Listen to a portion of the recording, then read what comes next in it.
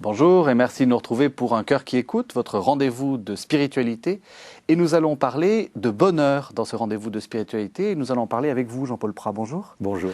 Vous êtes diacre, vous êtes musicien, vous êtes compositeur, vous êtes également fondateur de communauté. Alors, pour mieux vous découvrir, on va vous entendre. C'est aussi simple. Je crois que c'est le meilleur moyen. Alors, on y va. Plus de ciel, plus de terre, de mer il n'y en a plus. Plus de cris, de pleurs, de peine, de mort il n'y en a plus. Plus besoin de l'éclat de la lune et du soleil. La ville est illuminée d'une gloire sans pareille. Plus de malédiction, de mal il n'y en a plus. Plus de flambeaux, plus de lampes, de nuit il n'y en a plus. Plus besoin de l'éclat de la lune et du soleil. La ville est illuminée d'une gloire sans pareille. Voici la demeure de Dieu. Alors, je ne sais pas si les téléspectateurs auront reconnu, mais c'est l'Apocalypse. Bien sûr. Vous chantez l'Apocalypse. Ben voilà. Et vous osez chanter l'Apocalypse. Il faut toujours s'entourer de bons paroliers. Pourquoi vous avez choisi ces paroles-là ? Parce que je crois qu'elles sont importantes. Aujourd'hui, la demeure de Dieu au milieu des hommes, il essuiera toute larme de nos yeux, message d'espérance, et puis en même temps montrer, en disant ce qu'il n'y aura plus, on montre ce qu'il y a, Oui. et puis voilà, on ouvre. Elle s'appelle La ville illuminée. Pour C'est vous, ça. c'est Jérusalem ? Oui, C'est la Jérusalem céleste ? c'est ça. Alors, pour commencer notre discussion sur le bonheur, comme d'habitude, je demande à mes invités de lire un texte. Vous avez choisi un texte d'un illustre inconnu, C'est ça. du cardinal Ratzinger, Oui, de l'ex-futur pape, on de va l'ex-futur pape. dire. Oui. C'est dans une conférence qu'il a donnée en 2000 pour le jubilé des catéchistes. La vie humaine ne se réalise pas d'elle-même. Notre vie est une question ouverte, un projet incomplet qu'il nous reste à achever et à réaliser. La question fondamentale de tout homme est comment cela se réalise-t-il, devenir un homme ? Comment apprend-on l'art de vivre ? Quel est le chemin du bonheur ? Évangéliser signifie montrer ce chemin, apprendre l'art de vivre. Jésus a dit au début de sa vie publique « Je suis venu pour évangéliser les pauvres », ce qui signifie « J'ai la réponse à votre question fondamentale. Je vous montre le chemin de la vie, le chemin du bonheur. Mieux, je suis ce chemin. » La pauvreté la plus profonde est l'incapacité d'éprouver la joie, le dégoût de la vie considéré comme absurde et contradictoire. Cette pauvreté est aujourd'hui très répandue sous diverses formes, tant dans les sociétés matériellement riches que dans les pays pauvres. L'incapacité à la joie suppose et produit l'incapacité d'aimer. Elle produit l'envie, l'avarice, tous les vices qui dévastent la vie des individus et du monde. C'est pourquoi nous avons besoin d'une nouvelle évangélisation. Si l'art de vivre demeure inconnu, tout le reste ne fonctionne plus. Mais cet art n'est pas un objet de la science. Cet art ne peut être communiqué que par celui qui a la vie, celui qui est l'Évangile en personne. Très beau texte. C'est très beau. C'est très beau et ça lie, on a l'impression, art de vivre et art d'être heureux. Enfin, joie et vie. Mais bien sûr, Ouais. c'est cet art de vivre, entrer dans cet art de vivre qui va nous conduire au bonheur. C'est bien là le point. Et c'est parce qu'on sera conduit au bonheur que la joie va se manifester comme le fruit, si on peut dire. Alors, beaucoup de gens, quand ils vont entendre cette idée de bonheur, vont nous dire ben, ça n'existe pas. Comment on peut dire qu'on est heureux ? Il y a toujours quelque chose qui ne va pas. Ben oui, ça m'a frappé parce que souvent, j'ai fait le test et je pose la question à des personnes, est-ce que tu es heureux ? Et je suis... au début, ça m'a étonné, et puis après, je me suis habitué un peu. En principe, les personnes répondent dans l'instant. C'est-à-dire... comme si je demandais, est-ce que tu es heureux maintenant de ce qu'on vit ensemble, d'être là ? Est-ce que tu vas bien ? Voilà, est-ce que tu es heureux maintenant ? Mais quand je dis non, mais est-ce que tu es heureux, point. Là, il y a un temps de flottement. parce que justement, on pourrait se demander c'est quoi le bonheur, qu'est-ce qui me demande, si ça va toujours bien dans ma vie, si j'ai pas de problème, si tout ce que j'ai envie de réaliser, je le réalise. Alors là, ben évidemment, on va répondre quoi? On va répondre non, je suis pas heureux. Mais je pense pas que quelqu'un à ce moment-là puisse répondre qu'il est heureux. Et c'est pour ça que, c'est d'ailleurs pour ça que j'ai choisi ce thème, Oui. parce que je trouve que c'est drôlement important, puisque Dieu nous promet le bonheur. C'est pour nous, il est pour nous. Alors on est là avec notre vie telle qu'elle est aujourd'hui, un monde qui n'est pas facile, une pression grandissante autour de nous. Oui. Et la question du bonheur, elle est importante. Oui. Mais justement, pourquoi est-ce que les gens ont l'impression qu'ils ne sont pas heureux, qu'il y a quelque chose qui manque? Eh bien, en creusant le texte un peu là, Oui. j'ai réalisé, ça s'est devenu très clair, qu'il y avait une confusion dans l'esprit de beaucoup entre le bonheur et le bien-être. Alors le bien-être, si on l'a appelé bonheur, c'est désespérant. Parce que bon, c'est pas besoin de faire un dessin, la pluie, enfin il y a le beau temps, puis il y a la pluie, il y a le jour, puis il y a la nuit. On est content, il y a un moment de joie, et puis hop, il y a une mauvaise nouvelle, et puis un jour on est fatigué, et puis un jour ça va mieux. Ça, il n'y a pas besoin de... Il ne faut pas se fier à son sentiment. Ben, ça, c'est ce qui se passe. Oui. Alors si j'ai décidé que le bonheur c'est le bien-être, à ce moment-là c'est terrible. Oui. Parce que le bien-être, il est fugitif. Alors après, il faut se demander c'est quoi le bonheur. Oui. Alors, c'est quoi le bonheur? Ben moi, c'est très simple comme je le vois, enfin, comme je le vois et comme je le vis. Je crois que c'est découvrir le regard d'amour inconditionnel, gratuit du Père sur moi. C'est-à-dire avoir cette certitude que je viens de lui, que je vais à lui, et que de toute manière, quoi qu'il se passe, personne ni rien ne pourra m'arracher de sa main. Cette certitude, et puis c'est quand je disais amour inconditionnel et gratuit, c'est-à-dire qui ne dépend pas de mes actions, de si je suis un héros ou si je suis un pauvre misérable, de cet amour, enfin l'amour d'un Dieu qui sait faire que ça, quoi, qui ne peut pas faire autre chose qu'aimer. Alors, c'est bizarre parce que vous êtes diacre, vous êtes aussi père de famille, vous ne parlez pas des autres. Les autres ne participent pas à ce bonheur? Si, bien sûr. Mm-hmm. Alors, mais ils y participent. Vous voyez bien que tout dépend aussi de comment moi je suis tourné à l'intérieur. Parce que je l'ai expérimenté, on peut grogner tout le temps. On peut se réveiller en grognant, se coucher en grognant, passer à côté de tous ceux qui nous aiment et tous ceux qu'on aime au fond, mais en grognant encore, pas se rendre compte justement de tout ce qui nous apporte, de toute la joie qui est là à notre portée.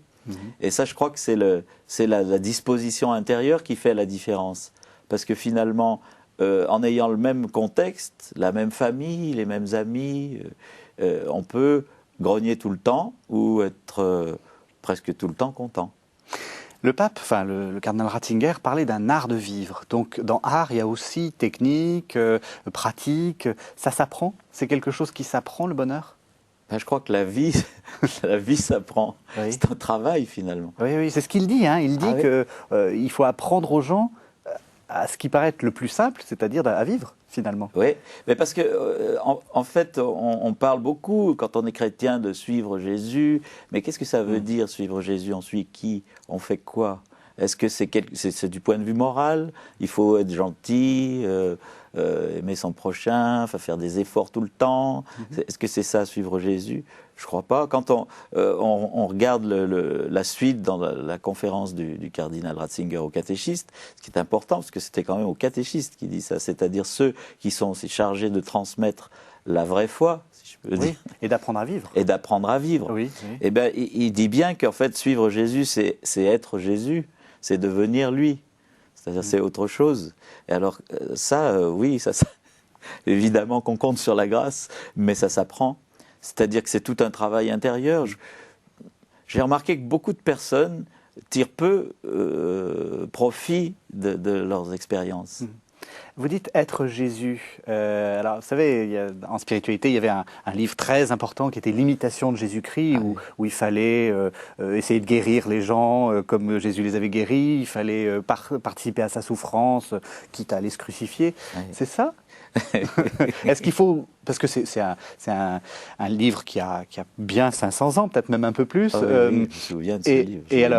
Et alors, c'est ça que vous voulez faire? Non, c'est beaucoup plus simple. Oui. Et c'est pourquoi c'est plus difficile, si je peux dire.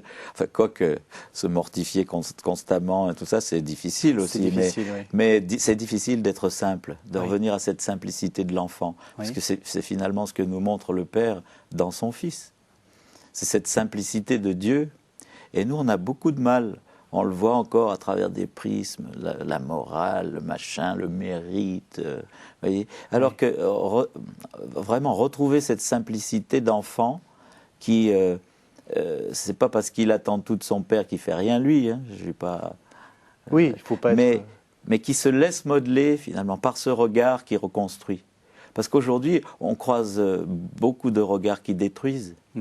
Beaucoup de comportements qui détruisent, qui nous ramènent à ce qui a pu être blessé en nous.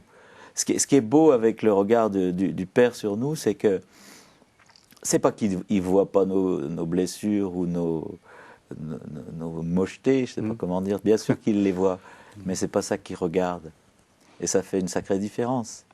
Un regard qui détruit, c'est quoi un exemple? Eh ben, c'est un regard qui va regarder justement ce qui est blessé en moi, Oui. et qui va appuyer dessus tout le temps, Oui. ou qui va chercher toujours me ramener. C'est le regard de celui qui ne s'aime pas lui-même et qui se trouve pas beau.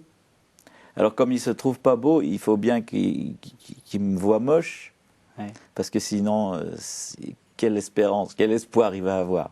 Et le regard qui construit, c'est quoi? C'est de voir ce qu'il y a de beau dans les... Le regard c'est qui ça, être heureux, finalement, c'est de trouver les choses belles. Ben oui, c'est entrer dans le regard du Père, finalement. Oui. C'est-à-dire, comme il me regarde, que j'apprenne à te regarder, toi, mon frère. C'est-à-dire que, même si je vois, parce que c'est pas difficile de voir ce qui cloche chez l'autre, hein, voilà. On est très fort pour ça. Bah ça, on a un scanner fort, oui. laser très Oui. précis, très performant. Oui. Mais regarder comme le Père regarde, c'est être émerveillé par l'unicité et la beauté de celui qui est en face de moi. Même si je vois à quel point elle a été blessée, cette beauté, elle a pu être ternie par un tas de choses, mais la perle, le sanctuaire intérieur, lui, est intact. Et arriver à... c'est là qu'il y a un travail de transformation intérieure, on appelle ça la conversion. Finalement, c'est pas plus difficile que ça. La conversion, c'est ce travail qui se fait avec le temps, avec la grâce, mais aussi avec notre coopération, pour, quand je disais devenir Jésus, entrer dans ce regard, quoi. Le pape dit ça s'apprend, et en fait il dit aux catéchistes, apprenez-le aux enfants, apprenez-le aux autres, et il parle même de nouvelle évangélisation. Donc oui. on était dans cette période-là de nouvelle évangélisation lancée par Jean-Paul II. Vous pensez, ça fait quoi, 15 ans, 20 ans que cette nouvelle évangélisation a été lancée. Vous pensez que c'est ça qu'il fallait faire? C'était ça qui... Quel est votre regard là-dessus? Je pense Est-ce que vous avez appris le bonheur aux autres? Il le dit bien à la fin, si je reprends le texte, il dit bien que cet art ne peut être communiqué que par celui qui a la vie. Ce n'est pas un objet de la science. Oui. Vous savez, ce n'est pas une connaissance. Ce qui était très paradoxal, parce qu'on dit toujours Benoît XVI, c'est le pape de l'intellect, c'est le pape de... Là, au contraire, il dit... Mais je crois qu'on n'a pas bien compris quand on dit ça. Parce que oui, à mon sens, c'est un intellectuel d'une envergure incroyable, mais dans le sens, pas dans le sens qu'on donne souvent au mot intellectuel. Moi, je le vois avec une ouverture de vue, de pensée qui est incroyable. Quand on lit ce qu'il écrit, c'est incroyable. Alors donc justement, la nouvelle évangélisation, est-ce que vous avez communiqué le bonheur? Eh bien, communiquer le bonheur...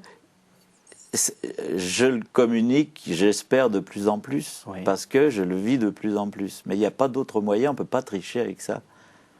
Plus la personne qu'on va rencontrer est pauvre et blessée, moins on pourra tricher. Hein. C'est direct, c'est quelque chose qui passe directement. Ça passe par le regard, par le comportement, par la présence de la personne. On ne peut pas faire semblant avec des mots. C'est ça qui est terrible pour nous chrétiens, c'est que si on n'entre pas vraiment dans cette réalité, on va continuer à pontifier, je ne sais pas comment dire. Oui. Vous voyez, c'est Coluche qui disait, ça m'a toujours fait rire cette phrase, je la cite souvent parce que elle est terrible, elle peut être terrible pour nous. Il parlait d'un gars, il dit « Oh, le gars, il m'a parlé du bonheur, il n'avait pas un échantillon sur lui. » et elle me revient très souvent parce que je me dis « Il ne faudrait pas que tu sois comme ça. Il ne faudrait pas que tu parles de l'amour de Dieu par-ci, l'amour de Jésus par-là, le bonheur, la joie. » Avec une tronche qui dit que en fait, tu sais pas ce que c'est, quoi. Et la musique, ça a été du coup, vous ne parlez pas, vous jouez. Oui. C'est une façon d'éviter ce piège.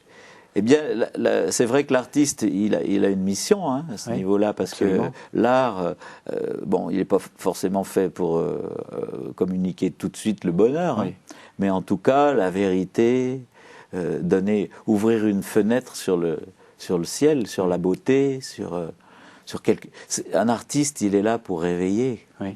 Oui. Normalement. Hein. Même si son œuvre, à première vue, est pas très belle, mais c'est peut-être aussi pour nous réveiller. Ah, puis après, il faut s'entendre ce que ça veut dire, belle ou pas belle. Oui. Moi, j'ai vu, là aussi, il y a un travail. Hein. Je ne sais pas si vous avez remarqué ça, mais par rapport à l'art, souvent, on s'en tient à notre premier sentiment. Oh, c'est beau, c'est moche. Oui. Mais après, j'aime les impressionnistes, je n'aime pas l'art moderne. Voilà.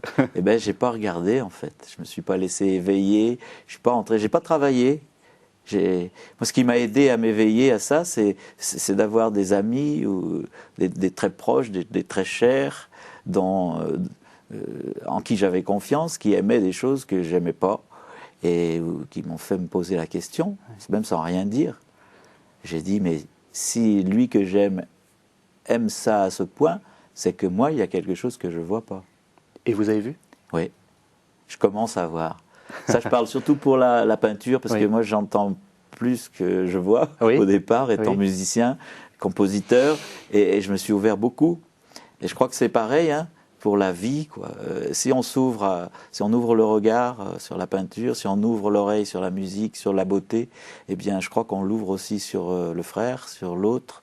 La relation change. On ne regarde plus l'autre de la même manière. En chantant, vous avez l'impression de vous donner du bonheur à vous ou donner du bonheur aux autres? Les deux. C'est le même... Il me semble que c'est important. Là aussi, ça passe directement. Si je fais mon job comme ça... Mais si je suis habité vraiment par ce que je suis en train de chanter ou de jouer, si c'est de la musique instrumentale, puisque je fais les deux, il y a quelque chose qui passe. Alors, il y a quelque chose qui passe à travers la musique elle-même, ou à travers les paroles, si c'est une chanson, mais aussi, et beaucoup, à travers la personne qui la transmet. Et ça, pareil, on ne triche pas. Ce qui ne veut pas dire en faire des tonnes. Hein. Moi, par exemple, intérieurement, je suis assez... je ne sais pas comment exprimer ça, trouver le mot, mais je sens que ça passe à travers, mais je ne ressens pas forcément une émotion débordante. Vous voyez, d'affectivité. Quand je vais chanter un truc, je ne vais pas me tortiller pour en mettre plus dans le mot. Au contraire, le mot passe à travers, mais il a un impact incroyable. Il ne faut pas faire de comédie. Ah non. Il ne faut pas jouer le bonheur. Ah non. Alors là, si vous voulez blesser le pauvre, faites ça. Parce que... Il n'y a rien de pire. Il n'y a rien de pire que de singer la joie ou de singer le bonheur, quoi.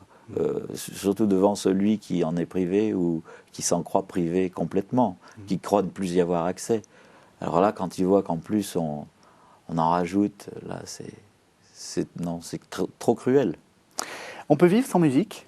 Est-ce que vous connaissez des gens qui vous disent « Moi, je n'ai pas été touché par aucune musique, jamais ».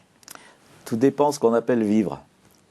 Il y a certainement des gens qui vivent et qui n'écoutent pas de musique, mais la question c'est est-ce qu'ils vivent? Baudelaire disait on peut vivre 3 jours sans pain, sans poésie, non.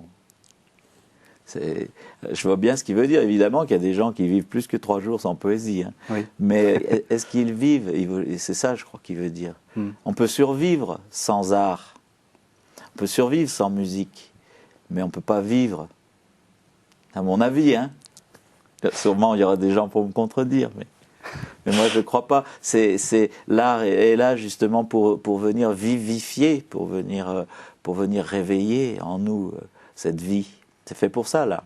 C'est pour ça qu'on ne pourrait pas vivre sans les artistes. On en vient presque à la fin de l'émission. J'ai 3 questions que je pose Déjà à tous. Eh oui, vous voyez, 3 questions que je pose à tous mes invités. Quel conseil donneriez-vous à quelqu'un qui vous dirait « J'ai envie de devenir chrétien, par quoi dois-je commencer ?» Je lui dirais, commence par rencontrer Jésus. C'est-à-dire, si tu ne l'as pas rencontré, demande-lui. Alors, demande à Marie, si tu la connais, qu'elle te le présente, peu importe dans quel sens, mais rencontre-le. Il s'agit d'une rencontre avec quelqu'un. Il ne s'agit pas d'adhérer à une doctrine. Il faut d'abord rencontrer. Mais une rencontre qui se fera sous quel mode? Parce que les gens vont vous dire « Mais qu'est-ce qui va se passer ?» Alors, ça, Dieu le sait. Moi, non. Je sais ce qui s'est passé pour moi quand je l'ai rencontré, mais je ne sais pas de quelle manière il va se manifester à quelqu'un d'autre. Je crois que s'il y a quelqu'un qui est au courant de l'unicité de chaque personne et qui la respecte, c'est bien Dieu. Si le Christ devait vous apparaître dans cette vie, à quel moment et dans quelle activité jugez-vous qu'il serait plus digne de le recevoir? En chantant? Pourquoi pas? Alors là, j'ai pas de préférence. Vraiment, quand il voudra, à l'endroit qu'il voudra, je serais pas gêné en aucune circonstance. Je serais peut-être surpris, mais en tout cas, je crois qu'il peut venir. C'est à lui de décider. Moi, je choisis pas là. Ce sera peut-être le moment de faire la première fausse note de votre vie. Oh, j'en ai fait beaucoup déjà et ça l'a pas attiré pour le moment, pas en personne. Au jour du jugement, qu'aimeriez-vous que Dieu vous dise? Viens. Viens. Et je crois que c'est ça qu'il va me dire. Et ce que j'espère, c'est que j'hésiterai pas plus que pour répondre à votre question. C'est-à-dire que je sauterai tout de suite dans ses bras, quel que soit mon état, que je ne me jugerai pas à sa place. Alors, il nous reste quelques minutes pour parler un peu de vos albums, de vos groupes. Alors, vous avez 2 groupes en fait. Vous avez un groupe qui s'appelle Aquero, et puis un deuxième groupe qui s'appelle Massal. Mazal, pardon. Alors, expliquez-moi le premier, Aquero. Alors, Aquero, ça fait 10 ans que le groupe existe. D'ailleurs, au mois d'octobre, on a prévu un événement où on va fêter ces 10 ans d'Aquero. Alors, il va y avoir différentes choses. Ce sera à Lyon. Et puis, donc ça, c'est un groupe, on va dire, de chansons. C'est ce qu'on a entendu, là. Voilà, on a un petit extrait tout à l'heure. Voilà. Donc, on est 6 musiciens. Et puis, on donne des concerts. Alors après, on a d'autres activités, pas tout le groupe, par exemple. On peut aussi animer de la louange. On est impliqué parfois dans la liturgie. Mais ce n'est pas vraiment le groupe Aquero. Le groupe Aquero, sa mission, c'est de donner des concerts, apporter de la joie, de la simplicité aux gens. Et puis, vous avez donc le deuxième groupe, Mazal. Donc, il y a un autre album. Oui. Alors, c'est pas tout à fait la même chose. Pas du tout. C'est-à-dire que ça, c'est de la musique instrumentale. C'est une musique que je compose depuis très très longtemps. Le groupe a existé il y a plus de 25 ans déjà. Et puis, j'ai arrêté pendant de nombreuses années. Et là, je viens de recommencer depuis 1 an avec mon fils et 3 autres jeunes musiciens. Donc, je suis un peu l'ancêtre du groupe, là. Ça fait quoi? Ça fait quoi de travailler avec son fils ou de travailler justement avec des jeunes? Ah, c'est génial, parce que je me dis que quand j'aurai trop d'arthrose et de rhumatisme, ils pourront continuer. Non, mais c'est bien, c'est stimulant, parce que il y a une énergie qui est là, un désir d'avancer. Non, c'est merveilleux. Alors, si on a envie de vous retrouver donc, dans pour fêter cet anniversaire, comment est-ce qu'on fait? Quel type d'événement vous allez organiser? Alors, le 16 octobre, ça sera donc à Lyon. Je ne suis pas encore sûr pour le lieu, donc je préfère rien dire. Et on va retrouver ça sur le site d'Aquero. Oui. On tiendra tout le monde au courant. Je pense que l'après-midi, on voudrait faire un genre de table ronde, justement, pour parler aussi un peu de l'art, de l'importance de l'art. Et puis le soir, un concert avec peut-être 2 parties. Il y aura peut-être les 2 groupes, et puis des invités, des amis qui viendront jouer avec nous. Merci beaucoup Jean-Paul Prat. Alors je rappelle donc que votre album Entre trop tard et jamais, c'est donc le live et Ouais. comme il y a un live, il y a aussi un DVD Oui, on a qu'on fait peut le DVD. qu'on peut retrouver donc Entre trop tard et jamais, les Blues Brothers de Dieu. C'est un joli titre. Et puis votre autre groupe Mazal, le titre s'appelle Galgal. Ouais. Merci beaucoup Jean-Paul Prat. À bientôt. À bientôt.